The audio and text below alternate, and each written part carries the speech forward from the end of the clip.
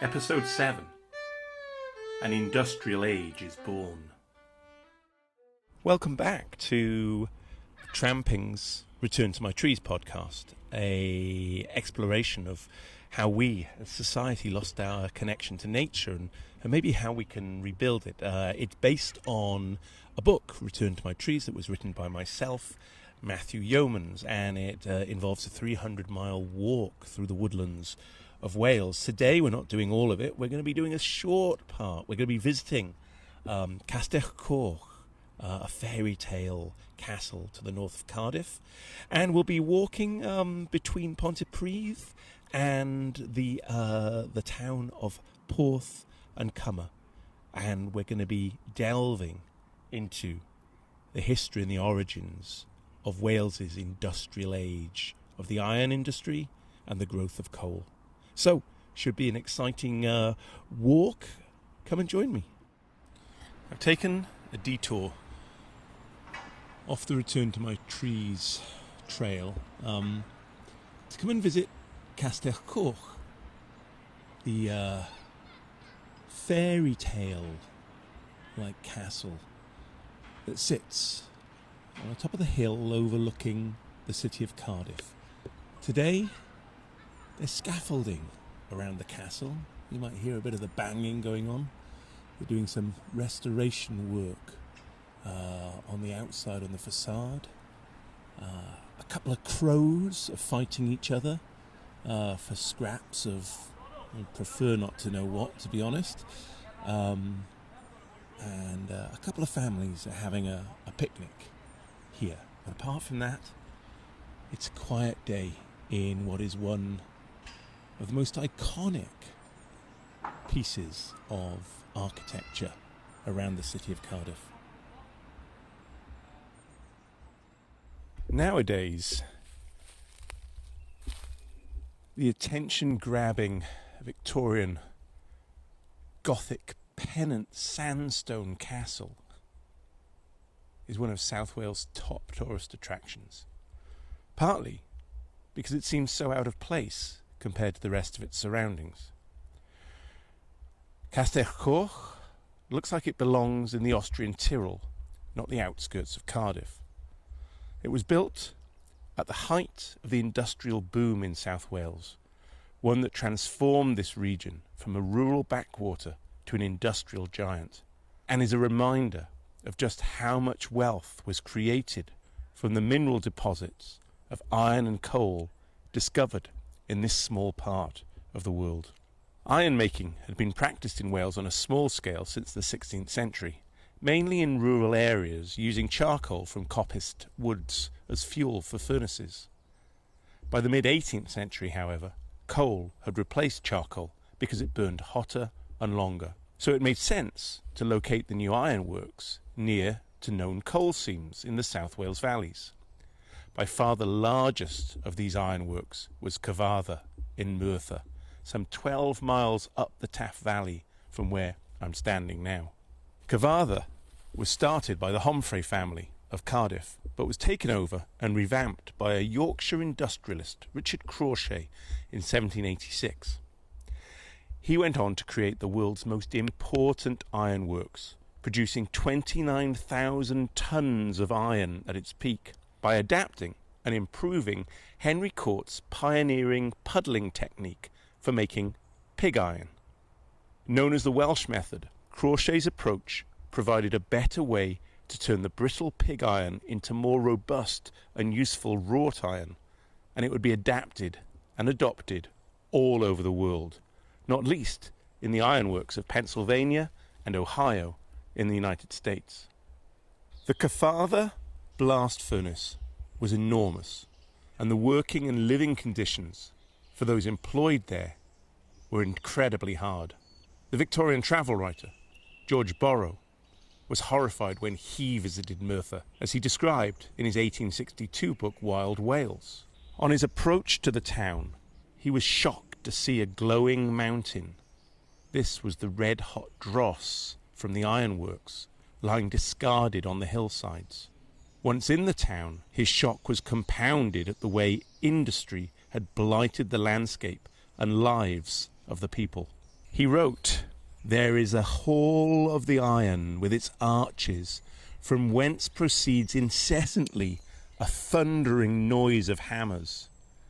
Then there is an edifice at the foot of a mountain, halfway up the side of which is a blasted forest, and on top an enormous crag.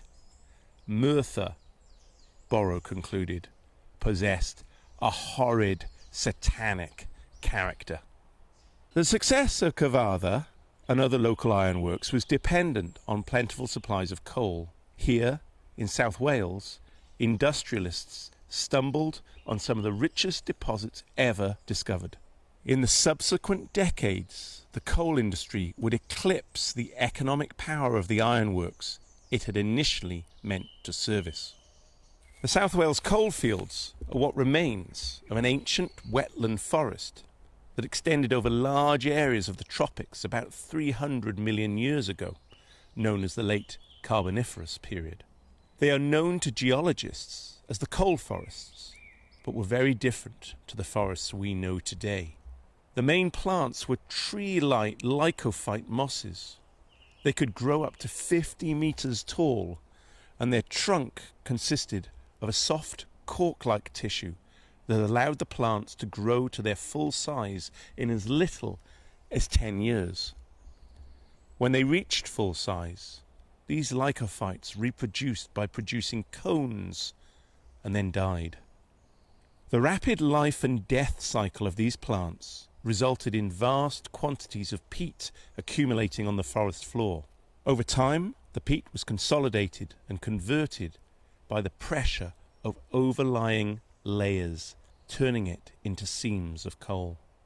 One man, John Crichton Stewart, the second Marquess of Bute, understood the potential of South Wales coal before nearly everyone else. He jump-started the mining industry that reshaped the economy and landscape of Wales and changed the world. Bute was not a geologist or even a particularly keen advocate of mining. His family were Scottish aristocrats and landowners. But at the turn of the 19th century, some of the land his family owned in northern England had proved quite lucrative because of the coal seams sitting below it. The Bute family also owned thousands of acres of rural land in the Glamorgan valleys, the landscape I'm looking over now, and also laid claim to many thousands of acres more of common land through ancient titles. In the early years of the 19th century, geological surveys had identified potential rich veins of coal under these lands. Bute moved quickly to consolidate his holdings, buying new parcels of land close to potential coal seams so that he would own the mineral rights. It was a risky strategy because while the Butes were land rich, they were cash poor. However, it paid off. The Butes' land prospecting in the Taff, Cynnon and Rhondda valleys would form the foundation of the biggest coal mining industry in the world.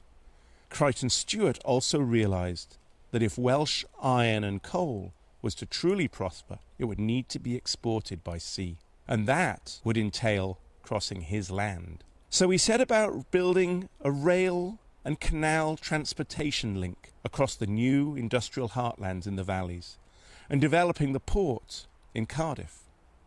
Within half a century, the Bute family had established itself, arguably, as the most influential in all of South Wales. So much so that they even acquired a derelict 13th century castle in the woods overlooking Cardiff and rebuilt it. Its name? Castell Coch.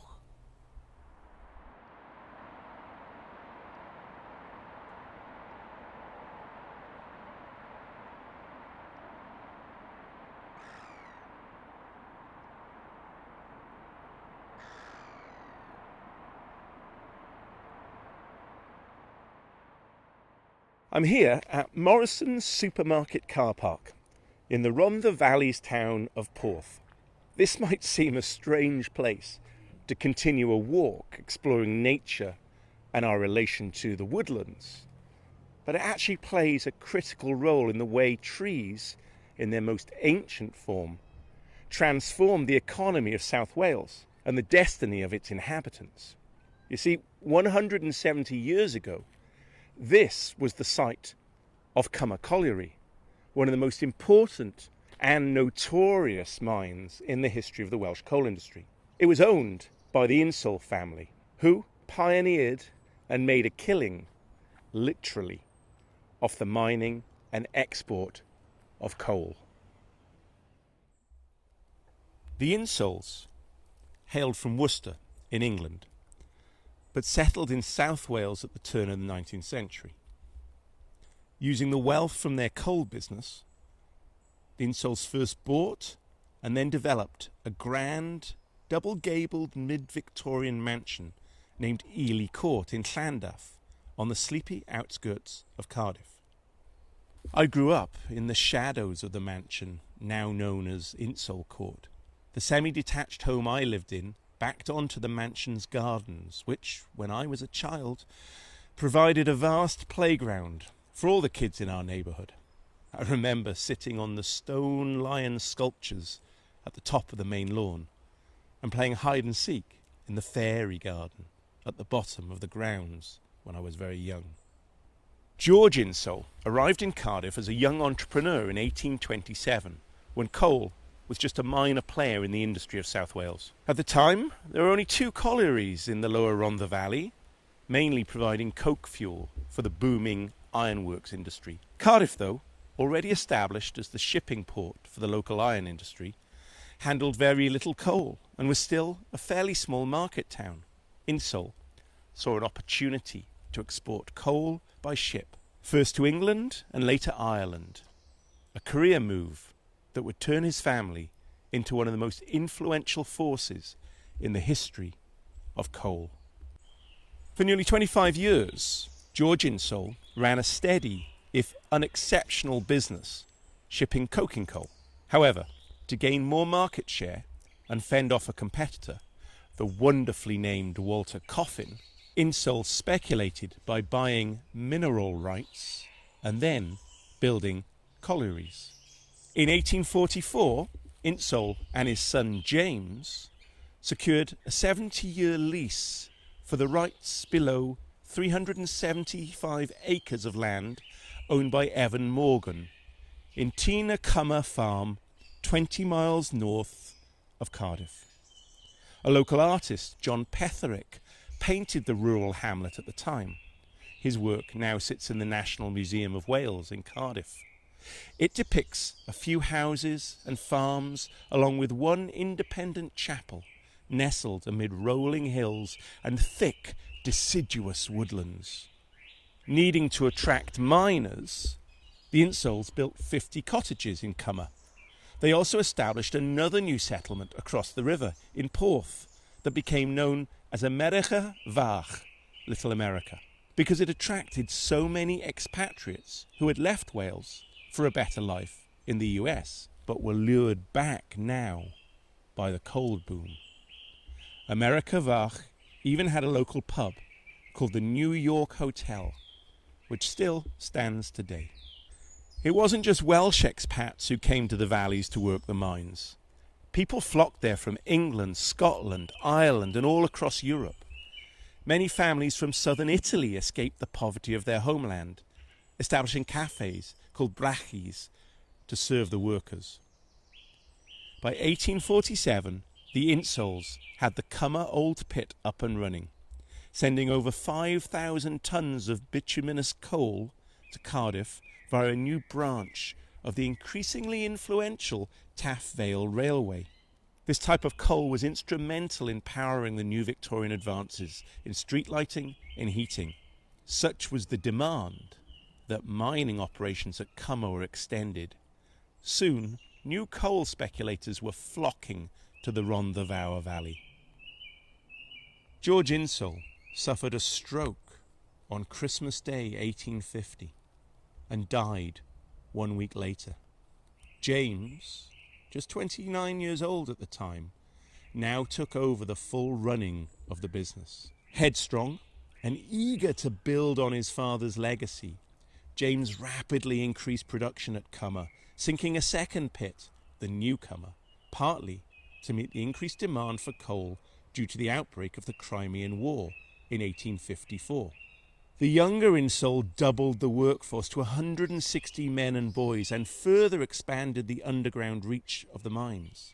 But he did so without increasing the number of ventilation shafts needed to keep air flowing underground and minimise the build-up of flammable gases, notably methane, known in the industry as fire damp. There was scant attention paid to the safety of mine workers at the time, and government regulation of this new industry was woeful. On the morning of Tuesday, the 15th of July, 1856, disaster struck at the old pit. At 6 a.m, just as 160 men and boys descended the shaft to begin their shift, a huge explosion ripped through the mine, killing 114, some as young as 10 years old.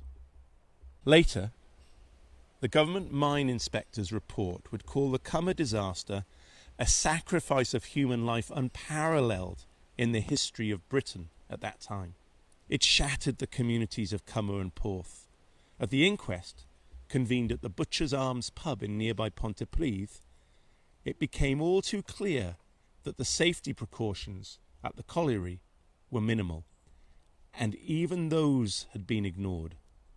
Survivors testified that pockets of gas were an everyday feature of life below ground, and that it was commonplace for the workers to carry naked flames down into the mines. In short, Cymmer was a disaster waiting to happen.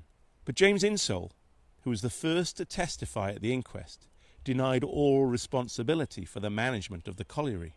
Instead, he laid the blame on the colliery manager, Jabez Thomas, and his team. A year later, Thomas and 4 senior officials at the mine were found guilty of manslaughter, though this verdict was later overturned. Just 7 months later, after the disaster, James Insole and his family moved into the mansion and would spend the next decades transforming it into one of Cardiff's finest private estates.